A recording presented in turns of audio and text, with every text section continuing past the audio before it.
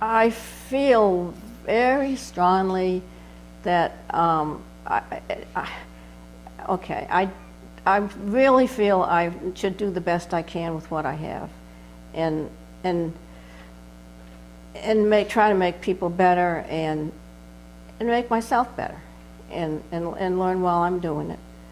I don't believe, if you want to get into our wonderful religion, I don't believe anything I do that's been good or wonderful or whatever or bad is going to send me to heaven or hell. And I don't do the good things to please God or anybody else. It's kind of just a feeling that if you're put on this world, you should do the best you can while you're here. And you just get one chance and make the best of it.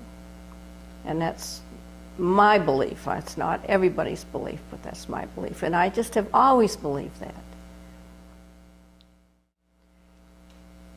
It's so good to be able to talk to people and say what you want to say and not feel that you're going to be shocking anybody or making them unhappy or anything else. And I have most of my life lived in the South, where a lot of people are religious, and it's a big part of their lives. And you don't fit with that. You just don't. And so it's, I've always been, I mean, it's strange that I've gotten as far as I have in this community believing what I do, because I have been picked on some. One man who was a county commissioner and on a board with me took me to lunch one day, and he said he wanted to talk to me, and he started telling me how proud he was of all the things I'd accomplished in this community and so on and so forth. And I thought, oh, this is nice, and he's buying my lunch. And then he said, but Shirley, I really like you, and I know you're going to hell. And I just wanted to hit him. I mean, it was very upsetting. I mean, that was very upsetting. And I remember I said, but I have a religion, you know, and I will give you some, you don't need to save me. I've never been lost. You don't need to worry about me. But you just can't talk to some people like this at all. But it did upset me, and I remember I then got in the car and I was going to drive my garbage to the dump place where you put it, and I got there and I hadn't even brought it with me. I had to go back home, so I was shook. I was really shook up. So I mean, that kind of, the thing is, when you come to our fellowship, you don't have to worry about stuff like that. You just don't have to pretend that you believe what other people do that you associate with at work and during the day. And I think a lot of people think the way we do, but they don't dare say so. So there. We were in Ann Arbor. Both of us were teaching at the university, and we had very good friends who were very active in the Unitarian church in Ann Arbor, and they kept inviting us to something called the Couples Club. And the Couples Club supposedly got together and over drinks and so on discussed religious topics. Well, we never really discussed many religious topics. It really was just a party that we enjoyed very much. And so we had very strong feelings about the Unitarians. In addition to that, we had been married in a Unitarian ceremony. My family was Jewish. Judy's family was Protestant. And so we decided to get married in a Unitarian ceremony. And it so happened that Judy had very good friends, including the wife of a Unitarian minister who was her music teacher, and he agreed to marry us.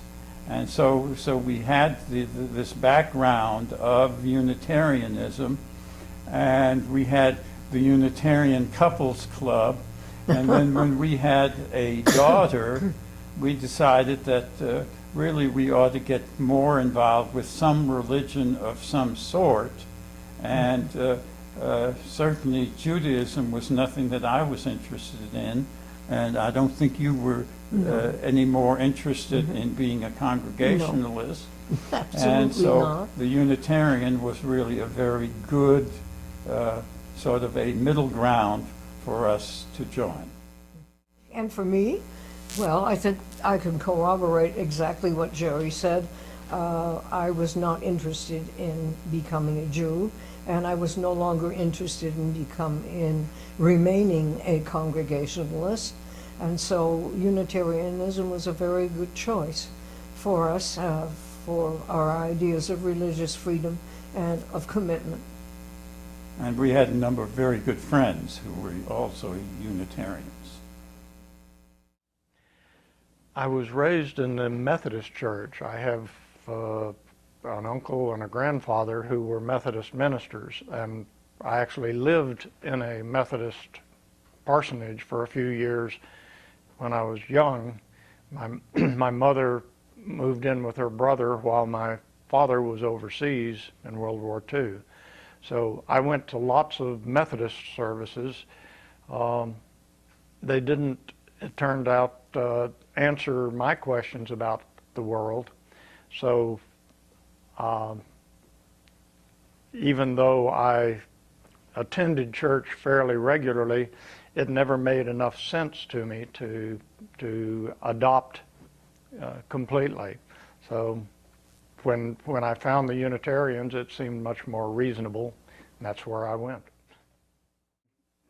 In Boston, I visited a number of different Unitarian churches and heard a lot about both Unitarian and Christian history and theology.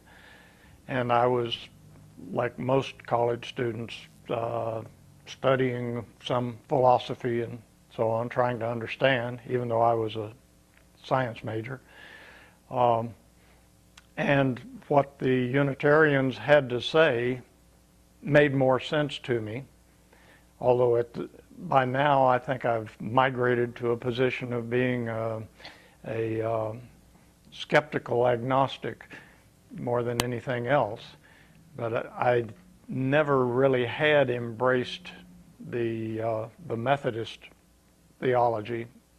It just didn't make sense to me. So I was attracted by the attitude of the Unitarian Universalists. That I like the UU hymn we sing every now and then. One of the lines is, "Revelation is not sealed."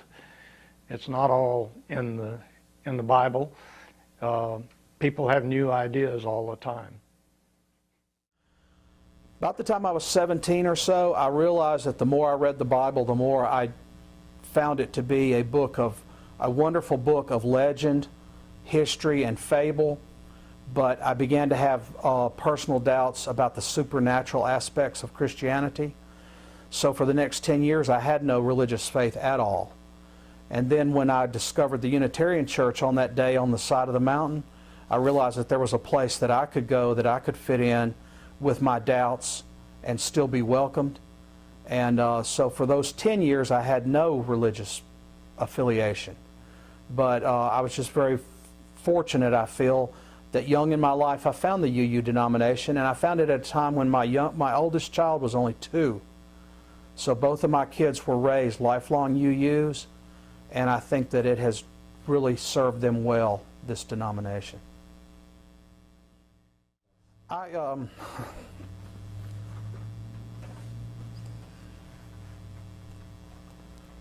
This denomination has done so much for me and my family. My kids, I was a single dad, and without the UU Fellowship, there were a lot of things we went through that without the UU Fellowship, I couldn't have made it. My kids have had issues over the years and problems that have come up.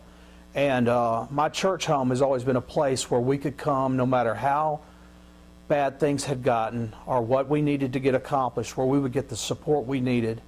And I'm just grateful for that. It's very important to me that kids your age are active and welcomed and feel like you have a home in the Unitarian Universalist Fellowship. I don't really call us a denomination, I call us a movement. And I want young people to be part of the movement. I want young, old, gay, straight, black, white. I want all those people welcomed. And I'm getting older, and we need people like you to step in as people like me gradually get old and leave the scene. We need young people like you guys to step up to the plate. So what y'all are doing is very important to me.